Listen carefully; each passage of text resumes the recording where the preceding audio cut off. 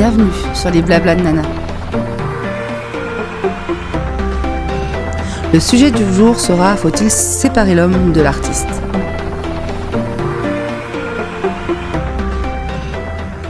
Bonjour à tous, j'espère que vous allez bien. Aujourd'hui, je voulais traiter d'un sujet, je ne sais pas combien de temps ça va prendre, mais j'avais envie de vous parler de l'homme et de l'artiste. La vie privée, la vie publique, qu'en pensez-vous? Voilà quelques années que, en vieillissant, je vois certains trucs, je me rends compte de certaines choses. Je voulais savoir ce que vous pensez de ça. Est-ce qu'on sépare l'homme de l'artiste? Parce qu'un artiste peut faire des trucs de fou, mais à côté de ça, au privé, être horrible. Est-ce que vous arrivez à faire la part des choses? Parce que moi, j'ai vraiment énormément de mal de faire la part des choses sur ce sujet-là. Par exemple, quand j'étais petite, ma mère écoutait énormément Claude François, puisqu'elle en était fan quand elle était plus jeune. Pas de souci. Sauf que, en vieillissant, j'ai vu des choses sur Claude François. Et je me suis rendu compte que c'était un prédateur de jeunes filles. Qu'il disait ouvertement, alors c'est pas la même époque, c'est pas les mêmes mœurs, mais qui disait clairement, ouvertement, qu'il préférait les jeunes filles en dessous de 18 ans, quoi. À l'heure actuelle, ça passerait pas du tout, mais à l'époque, ça passait. Est-ce que vous voyez du coup où est le problème? Voilà. Donc oui, il faisait des belles musiques, machin. À l'heure actuelle, je ne vois plus du tout la même chose que quand j'étais petite et que je dansais sur du clo-clo. Je veux dire, surtout que quand, dans les années 90, quand j'étais enfant, on a fait des spectacles de danse, des trucs comme ça, avec la musique de Claude François. Ça passait crème. Évidemment, les mœurs évoluent. Ce qui se passait dans les années 90 et aujourd'hui, ça a quand même beaucoup changé. Ce qui se passait dans les années 60 et aujourd'hui, ça a beaucoup changé. Donc voilà, même si c'était un artiste hyper connu, avec une renommée de fou et tout, je suis désolée, mais apparemment, c'était dans la vie privée un sale type, quoi. Même sa mentalité, sa personnalité et tout. Je veux dire, apparemment, voilà. Ensuite, on voit, pareil pour Depardieu en ce moment, on parle beaucoup de Depardieu. Pour l'instant, c'est pas trop le con. Parce que j'ai regardé un petit peu les choses qui parlaient de ça. Et peut-être que, en fait, c'était pour une scène, machin, que c'était pas vraiment sa personnalité qui parlait, quoi. Mais bon, ça reste bizarre comme truc. Moi, j'aimais énormément Depardieu quand il était plus jeune, quand il faisait les films dans les années 80, 90, Astérix et Obélix, Tais-toi, enfin voilà, ce genre de film, c'était excellent, c'était génial. Et du coup, si je regarde à l'heure actuelle, par exemple, un film, après c'est à chaud, ça vient de sortir, est-ce que je vais le regarder pareil? Je ne sais pas. C'est comme l'autre des inconnus, là, qui nous traitait, ceux qui n'étaient pas vaccinés, de cons.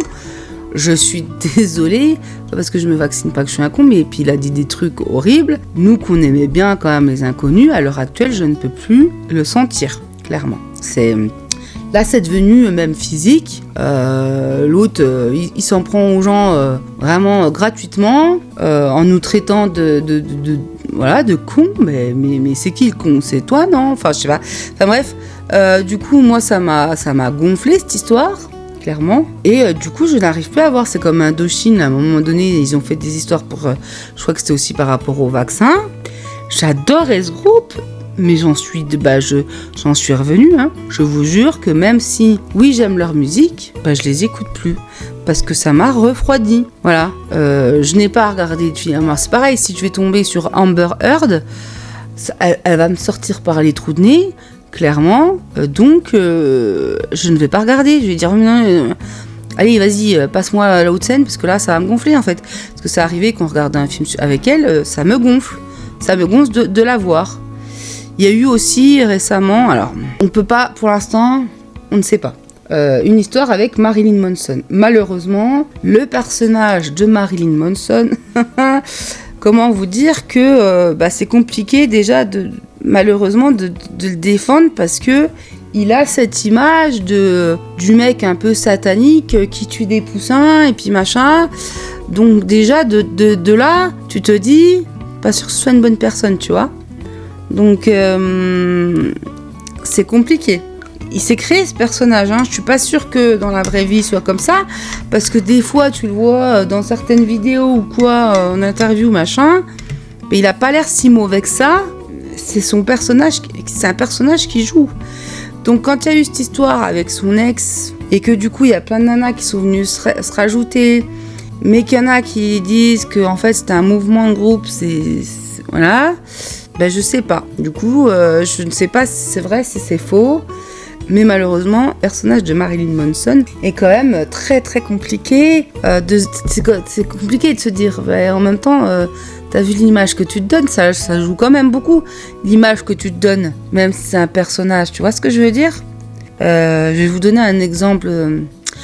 Si vous avez regardé Game of Thrones, Joffrey Baratheon, combien de personnes avaient envie de le tabasser parce qu'il jouait super bien son rôle ?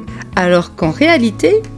le mec est super gentil. Donc tu dis, c'est un personnage comme ça, t'apprends à le détester et du jour au lendemain, tu sais qu'il a fait du mal en plus. Enfin voilà, ça joue, hein. Et c'est comme les youtubeurs, etc. Les youtubeurs, est-ce qu'on en parle de Norman, machin. Alors il y a aussi Koé en ce moment qui fait parler de lui. Moi, Koé... je l'ai jamais... j'ai toujours trouvé marrant. On regardait son émission de télé à l'époque, on regardait les rediffs YouTube de la radio. Personnellement, j'ai jamais eu l'impression, par contre, des fois j'ai une impression que c'est une personne qui est mauvaise. Là, pour le coup, pour Koé, pas du tout, mais pas du tout. Donc je ne sais pas, c'est compliqué pour l'instant et... c'est en suspens, hein, c'est en cours. Pareil, donc on ne peut pas savoir d'avance en fait ce qui va se passer. Mais là, pour le coup, je suis choquée.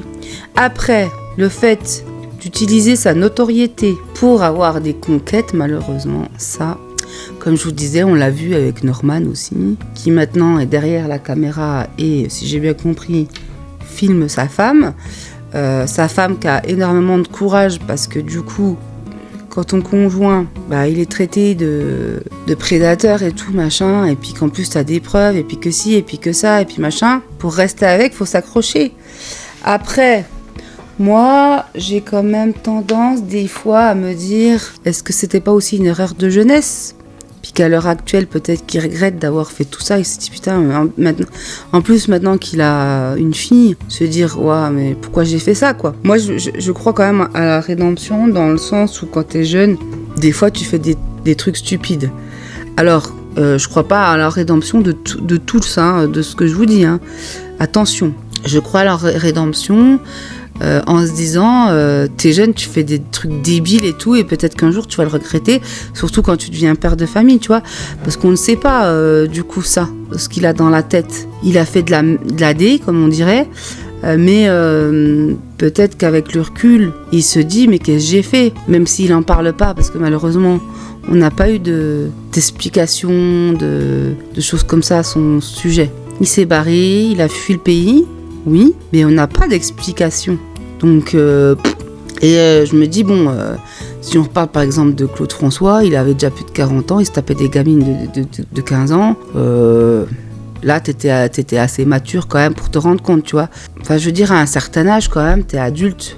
Tu sais ce qui est bon et ce qui est pas bon, dans la logique. Mais quand t'es jeune, t'as quand même l'excuse, entre guillemets, d'être jeune et de faire des choses que quand t'es plus vieux, tu te dis non, mais pourquoi j'ai fait ça en fait, tu vois. Alors je leur pardonne, enfin, je veux dire, c'est pas un pardon, c'est pas, on pardonne pas tout, hein, c'est juste vraiment ce truc de se dire, bon, quand t'es jeune, t'as quand même l'excuse d'être jeune, et surtout quand tu chopes de la notoriété sur les réseaux, tu deviens connu d'un coup, machin, bien qu'il y en a qui ont été, je pense à Squeezie, qui a été connu très très tôt, et pour autant il n'a pas fait de choses comme ça. Après ça dépend de pas mal de choses, ça dépend aussi de comment tu es entouré. Si tu as des gens qui te font garder aussi les pieds sur terre.